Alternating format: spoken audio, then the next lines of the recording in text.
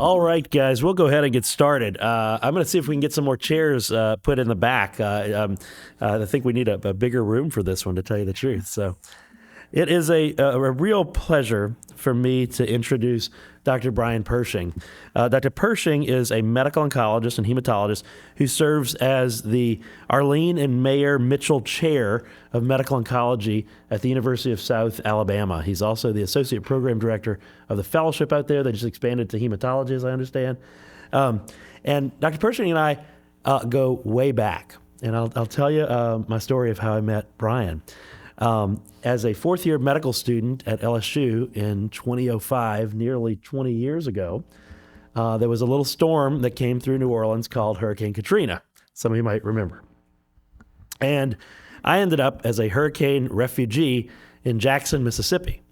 And about 2 weeks after the storm, I was finally able to get in touch with someone from the medical school. It was a secretary from the dean's office. And she said, "You're telling me that you're safe and dry in a city that has a medical school?" And I said, "Yes." She said, "Well, why don't you just go to the University of Mississippi?" And I said, "I'm not sure it works that way." And she said, "Well, just call them and see." And so I called them, and I got the dean of student affairs on the phone, who was an old Cajun guy. Remember him, Lincoln? Oh gosh, I don't know. That's too far back. Anyway, he said, "Come to my office right now." So I went to his office, and he said, "I'll put you on a VA internal medicine team at the VA." And it just so happens that Brian was the intern on that team all those years ago. You remember that? I'm not so sure I believe that. But anyway, that's how we first met, and our paths have crossed many times before. We've shared a lot of patients together, and so I'm thrilled to introduce my friend Brian, who's going to give us our talk on personalized cancer care and molecules, medicines, and more. So, well, thank you all so much. I really appreciate the invitation from Dr. Matrana, and I will tell you, I started off on the Mississippi coast after I did my fellowship and kind of landed in the lung field when lung cancer wasn't cool, right? So, ECOG 4599 had rolled out, and we were excited that Avastin pushed us past a year. And there's been a lot of transition since then. But I think there's also been a change from that thought process that, as much chemo the patient can tolerate as long as they can tolerate it and hope that they do well. And so as this talk kind of organically evolved as I did it, it became more a discussion of kind of personalized medicine. And so, I always, as any journey starts off, we always talk about disclosures, right? Because that's how journeys start. My journey actually also included a positive COVID test, and I just got out of my 5-day quarantine that now the CDC said you don't have to do anymore. But, so normally I might have a little more energy for the talk today, but I'm still recovering just a little bit. As I start, I always kind of like to get a feel for the room. I know we have at least a physician in the room. Other physicians in the room, just kind of hands. I'm a little more interactive. Don't be shy. Physicians, nurses, awesome pharmacists, good nutritionists. No, genetic counselors. Oh, sweet. See, I thought I was going to hit one there. I was like, oh, right. So speaking to the kind of the multidisciplinary approach and the personalized care that patients need now, right? This is no longer a medical oncologist drives the whole process. You can't do it by yourself anymore, okay? And the nurse can't do it by themselves anymore either. And so I think as we think about this, as we personalize cancer care, I think one of the things that is vital as we start is kind of thinking about our objectives. What is personalized medicine, and in oncology, what does that look like today? I want to look back at what we've done, right? And then I want to look at where we are now, but then I also want to dive into the future. And I think like the AI and all this stuff kind of just starts to mesh and meld as we go through some of the talks that we've heard. And so over here on the side, these are the kinds of curves we love to see, okay? And what is that? Well, that's the IRIS trial, and that was comparing interferon alpha and cytarabine, published in like 2003. This is the 2017 outcome data that continues to demonstrate in a patient population that would have had a lot of toxicities and other problems, that this is probably some of the reason the control arm is doing better is because they crossed over, right? And, all these people ultimately landed with transplant historically. And so we want to move the needle forward, right? So when we think about personalized medicine, I think of that as the type of medical care provided is individualized to the patient's specific needs, right? And we talked about some of the social determinants of health and disparities earlier, and addressing some of those issues is key in taking care of these patients as well, right? And it's no longer limited to medicines. And I think of this like holistically, right? And everybody hears holistic and they think, oh, there are going to be a bunch of people taking, mebendazole. And I don't know how many people in their practice right now have patients on ivermectin because they think that's helping them. I have at least 3, right? And so we have to take these things into account. But the other part of this is we have to understand the patient's genetics. We have to understand their comorbidities because we know that our therapies have toxicity that can create problems as well. We think about germline and somatic mutations. So I'm glad we have a genetic counselor in here. They make sure they can correct me when I misspeak on these kinds of things. I talked about social determinants of health, emotional and spiritual support during these journeys, right? So this is personalized medicine. Right? And last but not least, what are our patients most fearful of? Cost, right? Survey after survey after survey says patients are fearful of the cost of their medication, right? So here's the interesting thing about that same study I just mentioned. We had an improvement in outcome, right? Which is always what we want to see. We're really interested in our Kaplan-Meier plots. Yes, we did better. But the other important part of that is the group on the imatinib felt better across the board. So it's not just improving longevity, but it's improving quality and quality of life as we do that, right? So personalized cancer care. So I approach these every day when I go into practice, but these were things as I kind of thought about as we prepared for the discussion we're going to have here, right? Is the oncology, as an oncology delivery system, okay, are we ready to deliver personalized care? How many people say yes? Are you ready? Oh, man. Yes, we're ready. Okay, we're ready, right? But the question is the system ready? No, right? The system's not ready yet, right? I mean, it takes more time. It takes more effort. We have constraints in clinic. And I think the 26.7 hours that were discussed as far as the amount of time to manage this, our patients are even more critically ill than what we're seeing in those primary care patients, right? And so we know that that's an issue. We know there's an availability of resources. I cannot get, Blue Cross Blue Shield to collaborate with Caris. What's the problem, right? Access, right? Availability of those resources. Big data, incorporation of AI. So, this was before I saw it. I didn't make any edits while I was in the room, right? Increasing specialization. It's getting harder and harder to practice general medical oncology. And I'm going to go over a couple of these challenges as we go through the thing. The other part of this is increasing support staff and associated costs. It costs money to bring a genetic counselor. It's cost to bring in, nutritionists. It's cost to bring in these other people that are necessary for taking care of patients. And taking all that ownership, yourself in clinic is really difficult. And I did that for a while. So I'm going to tell you, I'm not sure we're ready yet. Okay. And this was published. And if you haven't seen this yet, it's a really great article to read the whole thing, not just look at the pictures in it, but to read the whole thing. And this was in JCO last, I guess it was 22 now. You have to read the bottom. So what they did is they looked at gaps in molecular testing for patients with non-small cell lung cancer, okay? And they looked at all of these areas where we tend to fall off the grid as far as being able to provide the appropriate testing to get the patient all the way to the finish line and start them on a targeted therapy, right? And we think precision medicine and personalized medicine, those are the kinds of things we're thinking about. This is that basic understanding of where we are. This is the part that I think is most telling, right? We started at the beginning with and they did this based on 1,000 patients, okay? And they went ahead and took the percentage loss with each one. And if you see, if you kind of see what's going on here, on the far left, it's patients diagnosed with non-small cell. Then you had patients remaining after the first biopsy, and then there wasn't enough tissue. Did we rebiopsy? And it goes all the way to the end. And the part that I think was kind of most painful to me is there were 503 eligible patients at the end. So we lost about 50% before we got there. But the part that I think was disheartening is in the clinical setting, when we made it to a step before the finish line, there were 29% of patients that didn't make it onto that last therapeutic step. That's on us. They made it through the rest of the process, but the system still failed at multiple points. And each of those points is a patient that we have that doesn't get the therapy that they need, right? And so, as we continue to travel down this, I compare this to breast cancer, okay? Because breast cancer has had this figured out since I was a fellow, right?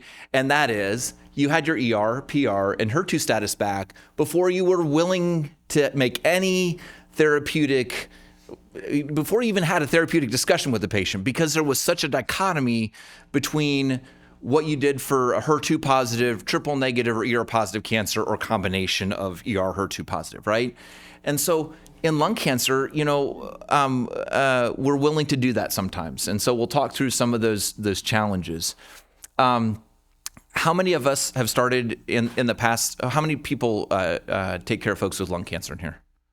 Okay. I'm using lung cancer as an example because that's kind of been the example. But I think with the changes with approvals in cholangiocarcinoma and bladder cancer and all these other target therapies coming out, every other specialist is going to be dealing with the same thing we're dealing with some differences, right? Lung tissue is an option, or is an issue sometimes, in that we don't have enough to get our tissue-based testing, right? Some of those other ones, it's a little easier to get tissue, right? So we start therapy prior to having our answer, right? Turnaround time becomes an issue. The patient had their biopsy in the hospital. I get to wait 14 days now before I can send it, and then I get to wait another 10 days before I can get the result back. And now all of a sudden you have a symptomatic patient because they were admitted to the hospital probably for their lung cancer, and now I'm waiting a minimum of 25 days to get a result back to start a therapy, right? And that's not always the best answer. Tissue remains a sample issue even in larger centers. I mean, you talk to the experts in lung, at well-oiled machines, and what do they say? We still have a QNS of 15 or 20%, and that's even in the best centers, okay? And then how do comorbidities affect that therapy, right? As we try to decide, you might be able to pick a better option if you had the choices up front, right? Oh my gosh. Sorry, the formatting didn't go quite like that. So it's really small. So I have a pair of readers in my bag if anybody needs them. So I put out a couple. I put a couple drugs in here, okay, and we're gonna play guess the drug, right? Historical content. It was the first receptor-based therapy approved in the U.S. in '77. It was a receptor modifier, okay, as well as an agonist and antagonist. Okay, I'll give you the molecule because that makes it easier, right? No? Oh, sorry. What? I heard some tamoxifen, yeah, right? So, that was actually the first one, right? That was a pan approval when it was approved. Later, we understood, it was for ER positive. 67% of women respond to this. Well, guess what ER receptor status is? Well, 65%. There were a group of people that were ER negative that responded, right? Okay. All right. So molecules. So the second targeted therapy in oncology, added the backbone to increase response rates. I'm going to give it away. It's a cell surface marker binds, CD20, right? Approved in 1997. Yeah, I didn't realize that's the molecule, right? Okay. That wasn't actually the first monoclonal antibody. I always find interesting things while I'm doing the research. It was actually orthoclone, which targeted CD3, and it was used for anti-rejection medication for kidney transplant patients. All right. I think this is second to last one. So specific mutation, it arose from a balanced translocation that created a new transmembrane protein, right? It revolutionized care for these patients. I may have already mentioned it once during the beginning of this talk. And that's the molecule, Gleevec, imatinib, right? Which changed CML forever, right? Changed CML. This was like the first one anybody really thinks about as being our first effort, but there were efforts prior to that. And I think we got to remember that this was not actually the first technically, right? So personalized medicinal molecules. Now, as a lung cancer person, right, I was like, ooh, originally approved in non-small cell second line for anybody. We didn't really know why. It was working for a certain group. It targets also transmembrane receptor to epidermal growth factor in 2004. And then later in 2015 for its first line approval molecule, erlotinib, yeah, right? And so for exon 19 and 21 L858R, right? And so, we've had this momentum that's been increasing over time. And I'll talk a little bit about that momentum and why I think that momentum is important. And so, these are kinds of the answers to the questions that we had earlier. We would never start a woman on therapy for breast cancer without knowing ER, PR, and HER2 status, right? So what's the difference between the testing that we do for breast cancer and the testing that we do for lung cancer? We expect the pathologist to get us that result. We haven't done that with lung cancer. Well, everybody's different. So in your centers, do you have reflex testing where it's automatically done? Show of hands, okay. In your center, is that ordered by the clinician at the time the patient is evaluated? Show of hands. What other models are out there? The moment the pathologist sees the cancer under the microscope, NGS is sent. NGS is sent, right? So does anybody else have that model? Yeah, no. The problem is it's being ordered by the clinician at the time the patient's seen, which already puts it 2 weeks behind to start with, right? And that's a huge issue. What? Amen. All right, good. Oh, not even Sunday yet. All right. So good. So this is the other challenge, right? So, I have been fortunate enough that I've been able to kind of focus a little bit on lung cancer. I can't say I'm specific to lung cancer because I do more, but I finished, a long time ago, finished my fellowship in 2009, right? In 2013, the NCCN was 138 pages for non-small cell lung cancer, okay? That's 310 pages today. And if you look just between last year and this year, we've already added another 25 pages onto this. My question is, if you do the same thing in breast and you do the same thing in colon and you do the same thing in lymphoma and you do the same thing, general medical oncology is really hard. The good news is these guidelines are updated frequently enough that you can actually do a decent job taking care of patients, because when I got out, the NCCN guidelines were updated every year to year and a half. It was like, oh yeah, I guess there was a new chemo drug that came out. We'll work on that next year. I mean, you know what I'm saying? It wasn't quick. It's much more responsive now. We have good guidelines. We have ChatGPT too, right? But don't trust the sources. All right. So I didn't know. I was like, it made up a source. I'm like, what?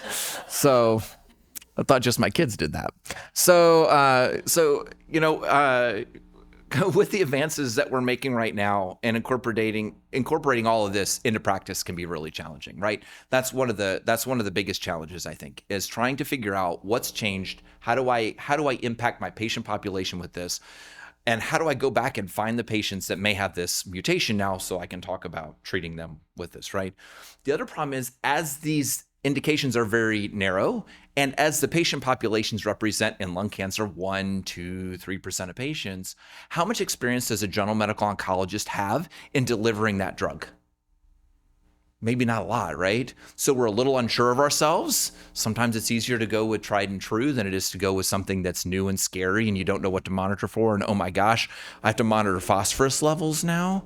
I have to get a retinal exam. I have to do all those kinds of things, right? That's where specialty pharmacists and that's where some of these other things that we have at our disposal make a big difference, right? Right?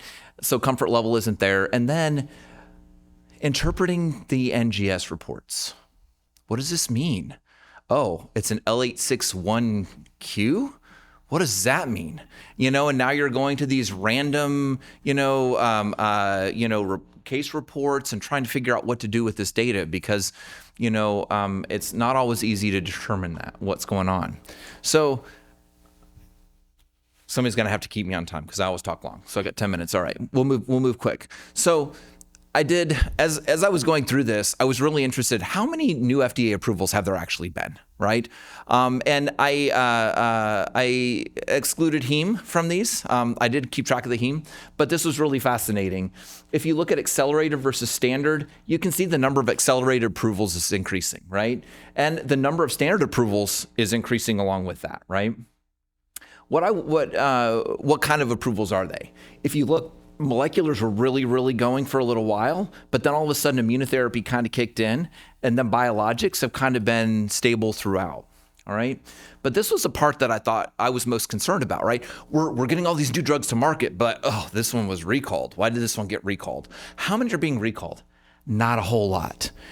2 per year at most, with the number of accelerated approvals we have. Now, the problem we have is there are still some drugs on accelerated approval from 1998 that haven't actually achieved full approval from the FDA yet. And so there might be some increase in that number over time just because we have so many more accelerated approvals. But I think this is now has the potential for us to get patients therapy more quickly. And I think this is important.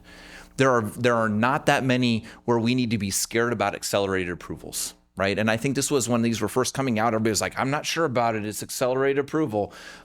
Right. But we need to adopt these because we're not seeing that many retracted. And even some of the accelerated approvals have been retracted. We still have people that are responding. It's just the data didn't meet its endpoint. Right. All right. So as we understand the tumor more effectively and create more effective therapeutic strategies, how do we do that? Right. Well, there's a lot of argument about this. OK, this is the only slide that I pulled from ChatGPT. I wanted to try ChatGPT. Okay, it's my first effort. Okay, it did a better job of summarizing this and putting this together than I can do for you, right? So you don't need to listen to me on this kind of stuff.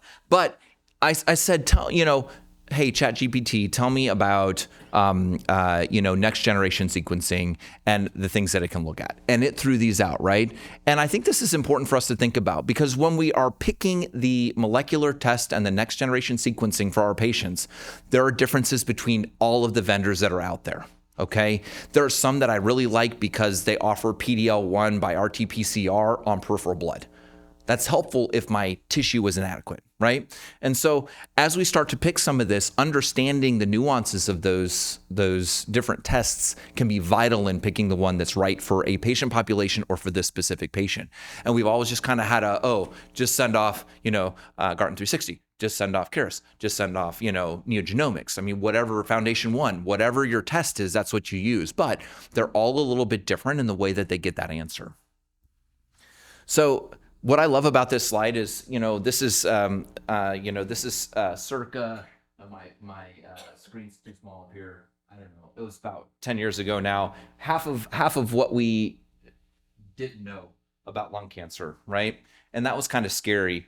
The next one is in the early and late settings, because we know there's adjuvant treatments now for TKIs. And I think it's important that we're thinking about our early stage patients versus our late stage patients and kind of thinking about what mutations may be present there. And this was an article looking at in lung cancer, right? Cell-free DNA versus tissue, okay? And there's, it's kind of an interesting, I think the laser pointer will still work on this. It's kind of an interesting thing. What I was most interested in is your false positives and negatives. So where you had a positive cell-free DNA and a negative tissue in 29 patients, right? And likewise, a negative cell-free DNA and a positive tissue. They're complementary. They're complementary. And to my fellows in the back, they're complementary, okay? Right? And what does that mean?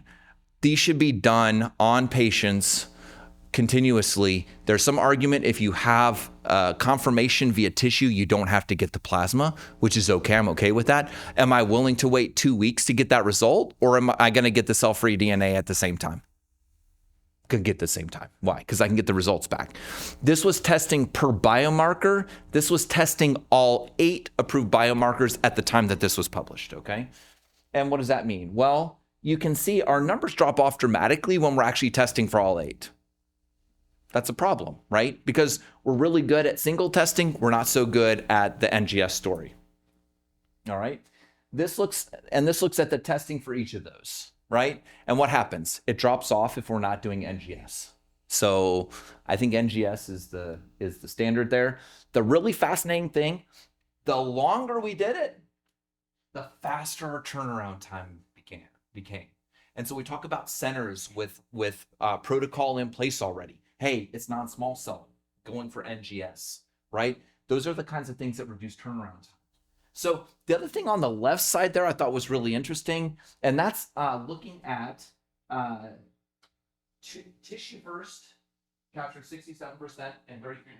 This is in lung, right? This is not another tumor type. So I think it's important to kind of distinguish that because we know in lung we may have a QNS, not infrequently.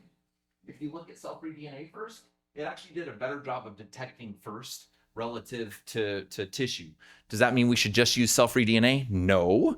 And that brings up my next brief and kind of one of my bring it home topics. So I wanted to thank Pfizer. They came by. We talked a little bit about payer mixes and issues. They used the Flatiron database to pull this data. Okay. Interestingly enough, there are a couple private practice groups in Alabama, so specific to Alabama, that use Flatiron. And we actually had a pretty high, I think it was like 7%, 5.9% of the lung cancer patients in the state were covered on Flatiron as far as lung cancer goes. So it was one of the higher ones in the US, right? And so you'll see it's almost purely community-based. We didn't have any academic centers on Flatiron. And what it looked at is it looked at biomarker testing. And on the right side here, it's Alabama. On the left side of the screen, it's the US, right? And there's something really, really, really fascinating about this curve that they asked me what I thought about it. And I have a hypothesis yet, and we're going to look into this. If you look across the US at testing rates, Alabama is actually higher for molecular mutations than the rest of the country is. For testing, not positives, for testing. Okay? Except for one point. That's PD-L1. So why do you think we're falling short on PD-L1 in Alabama? We're not testing tissue. Right? This is all molecular testing. Everybody rolling in the door, plasma-based molecular testing or cell-free DNA. Right? That's why all of these data points are converging at the same point. Across the US, you can still see there's some variation among some of that testing. These are groups that are using a lot of plasma-based testing, and we're not going back and getting the PD-L1 status on the tissue. Right? It's a challenge, right? So, they're trying to break that out. Right now, the software that they had won't pull out plasma versus tissue. It just says yes or no. And so I think that will be some valuable data, because I think this is the other part of this, is making sure that we're getting patients both of that, because you saw from the previous slide, at least 13 to 15% of mutations are missed by cell-free DNA. Okay. All right. So this goes into some of that testing and positivity rates, and this supports part of that diagnosis or part of that theory as well. Although you can argue we have a higher smoking population, our percentages might be a little bit lower, but across the board, you're going to notice that compared to the US, we're lower on average by 5 to 6%, which may be that variation in tissue that was positive, but cell-free DNA that was negative. Okay. All right. So, I think I kind of already said this, right? So we know that survival is superior in patients that receive the appropriate therapy up front, right? This was a nice little study looking at stage 4 non-small cell with actionable mutations treated without TKIs up front versus TKI up front. And they had 3 main groups, okay? Group A got the TKI. That's your pretty little blue line. Group 2 got the, I'm sorry, I can't read the screen. Group 2 was treated before mutation, and Group C was not treated or not for at least 35 days. Now, you'll see the group that we were able to switch, your curves sat pretty close. But all of a sudden, when we weren't switching over until later, the group didn't do as well, right? We know the earlier switch, the better. That's even within the NCCN guidelines now, right? So even if we get that testing back, don't keep people on the same therapy that's less likely to be effective. Get them swapped, right? And this is just data that suggests that survival is improved when we start doing that, right?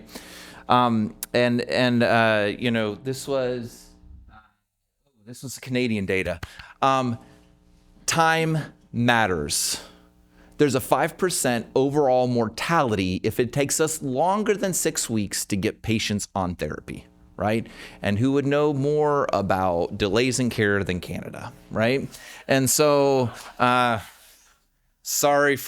we have one of our fellows from Canada. I give him grief constantly, but I think, in looking at that, when we delay, and like I said, if we're waiting 25 days from the time they get out of the hospital to the time that we have our data back, and we're fighting with insurance for another week after that to get their therapy approved, unless it's molecular, and that may be a 2-week fight to get their molecular therapy approved, we're at 6 weeks. You know what I'm saying? And so we need to have, work on getting insurance companies to approve molecular testing earlier. So, all right. Turnaround time makes a difference as well. We know that, right? And let's see. I'm rolling over. So, we'll have some time on the panel to ask some of these questions. But I think the other things that we think about, we know performance status, we know enrollment in clinical trials, and ECOG performance status in those. We're applying this to a population that may not be the population we're seeing in clinic, which is always a challenge as well, right? And then as far as future state, I think AI is going to play a key role in some of this. It's going to help data mine that patient chart. It's going to pull the moleculars in for us. It's going to say, hey, here's what we found. There's even one that looks at distance to the center and finds therapeutic regimens that require less frequent travel, so the patients don't have to come in as often. Remote care management, I love that, as opposed to monitoring for these patients, right? And real-time intervention. We started the AIM clinic, which is designed to manage acute symptoms when the patient has them. So instead of saying, oh, we'll see you next Tuesday, come in today, let's get you some fluids and draw some labs, right? So that immediate care. So the final part of this is, I think we always miss on the patient care planning and discussions about advanced directives and those kinds of things that are uncomfortable. As AI frees up more time, our hope is that we have more time to actually spend talking with the patient as well. So we live in a great time, right? I know that we saw a lot of problems and a lot of potential issues coming, but I'm going to tell you, I would rather practice medical oncology today than where I was 15 years ago when I got out of training, right? It's better for our patients. We have better options for our patients. Immunotherapy has revolutionized that, and I didn't even go into that today. What's the greatest challenge?